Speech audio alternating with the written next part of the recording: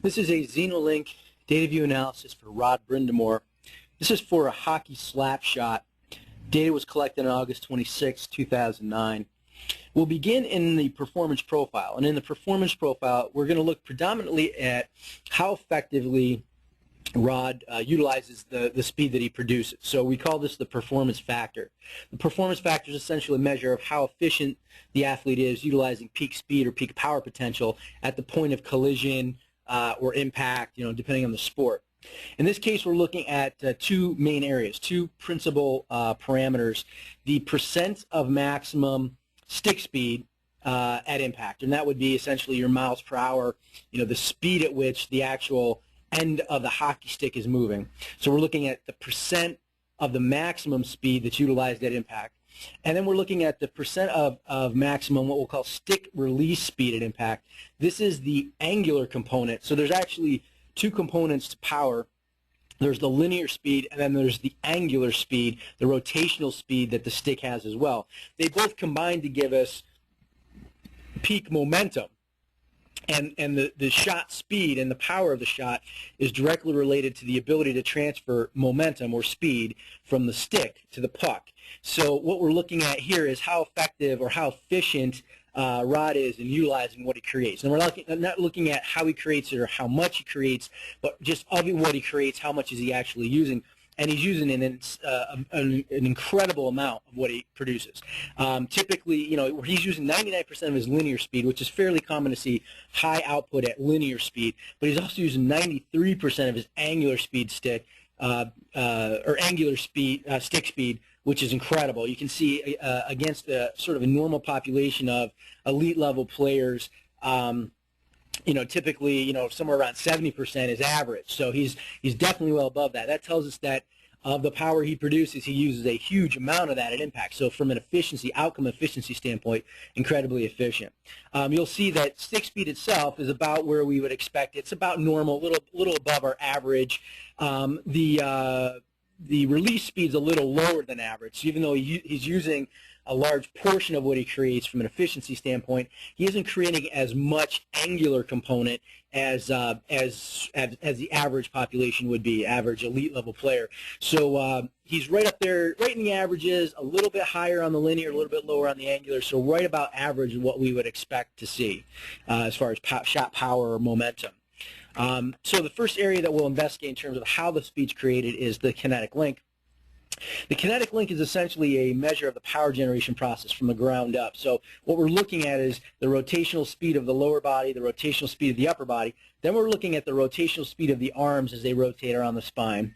And then ultimately we're looking at the rotational speed of the stick itself as it rotates away from the body, rotates around the body into the impact zone.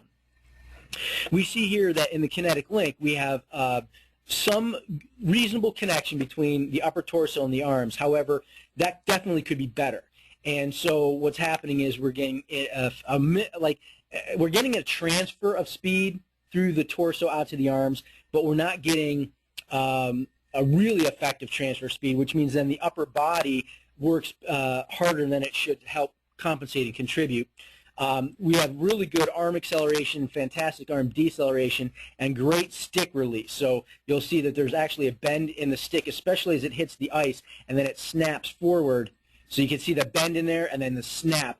That is timed beautifully, and although we're not creating as much as some, we're definitely using the vast majority of it right at the point of impact. So really great in terms of timing, upper body stick timing with the puck. Now, the fact that we are, or that Rod is skating in, you're not going to see a whole lot of lower body contribution. But in this case, we see very little lower body contribution at all, which is, again, fairly normal. But it's something that actually can be improved upon, and it allows the individual to not only create more power, but to do it more quickly with more explosiveness, hence getting shots off from weird positions, on the move, in crowds, that explosiveness, not only with respect to the speed at which the puck is flying off the stick, but the quickness with which the shot can be produced.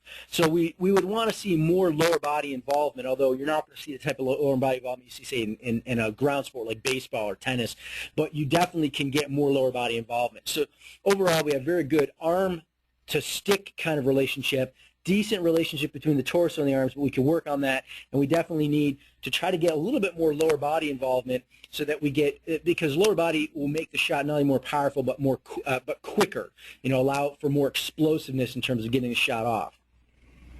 In terms of speed output, we see that the max speed happened late, so that this kind of negates that. Shoulders are a little bit low, but arms are right on the money, and we talked about the linear release speed or angular release speed being a little low as well. The next area we'll look at is stability, and stability gets broken into two areas. The first is lower body mechanics, and that's kind of what we were talking about. What you're going to see here is this relationship of the center of mass as it glides through the zone and the rotation of the pelvis.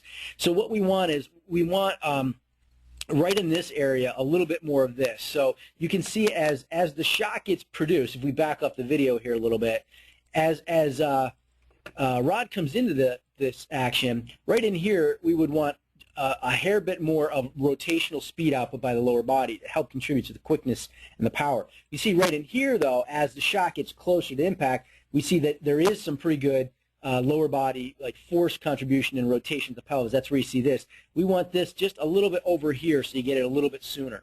The other thing is that Rod does not decelerate at all at the impact zone, which is why his angular speed's a little bit lower than average. We would want to see, and again, this is, you got to remember, this is happening in less than half a second here. So these are very subtle kinds of things, but we would want better, what we call stiffening as the stick comes through the impact zone, and we would see that in this blue line tapering off just a little bit, so that the speed isn't so much like just literally coming through at the point of collision with the puck. We want to have a very quick but very abrupt deceleration of the forward momentum to help release that stick through the puck.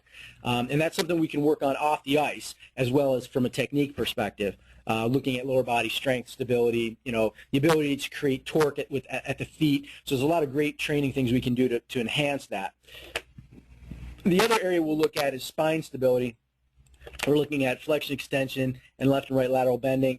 Spine stability is right on the money, good flexion extension, and pretty much neutral. So we've got really good core stability, so that's a big plus. So in Rod's case, what we're really looking at is a better lower body stabilization and mechanics, create better speed output, and use the legs more to initiate and drive the process, and then slightly better coordination between the lower body and the upper body and the arms and the stick being the best of the whole process. But all in all, obviously really good overall mechanics. Muscular loading is essentially the measurement of the stretch shorten cycle. So we look at how effective the hockey player is in creating a quick stretch on the muscles, which then is producing potential energy and utilized to enhance work output and speed output by the musculature, the force of contraction. And here we see that load is reasonable in terms of the dynamic, the amount of it, but it's mistimed. We would want to see the loading occurring, where we want a little bit of lower body contribution. We want some loading occurring in there. It just helps in the power contribution. So again, there's a lot of things that can be done there off the ice to train more effective stretch shorten through the core, take the basic core strength and make it explosive in diagonal patterns. That could be done very simply, and then that could translate very, very easily onto the ice type of stuff. The same thing with upper body. We would expect that there be a little bit more load. Now, there's a little secondary load in here where we would expect it, but the primary load is occurring early. So there is this tendency to get a little load, but it's fairly limited. So, and you can see here, the amounts of loading are pretty good.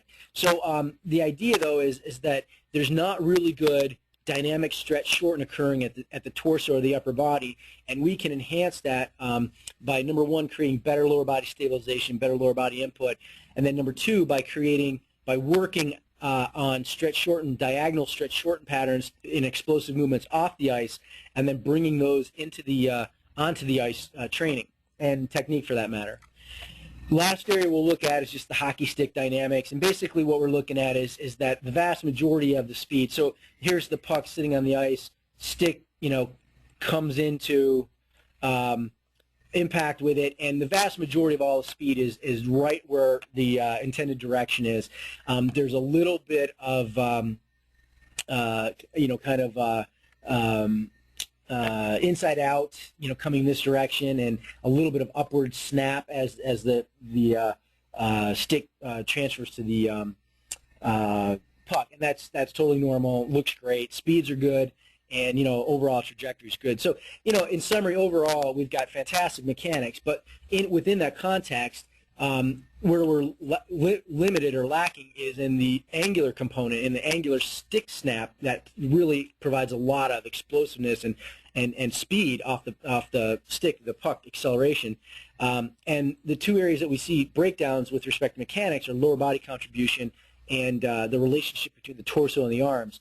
And in both cases, we don't get really good stretch shortened through those areas as well. So from a training perspective, we're going to want to work on lower body stabilization, lower body explosiveness, and diagonal patterns in particular, and then the related stretch shorten patterns, again, in diagonal patterns, first off the ice from first base training and then explosive training, and then on the ice as well, including technique stuff, but even just on the ice training kind of stuff. So, the big premise, or the big focus being our lower body contribution, and then the relationship of the torso and the arms.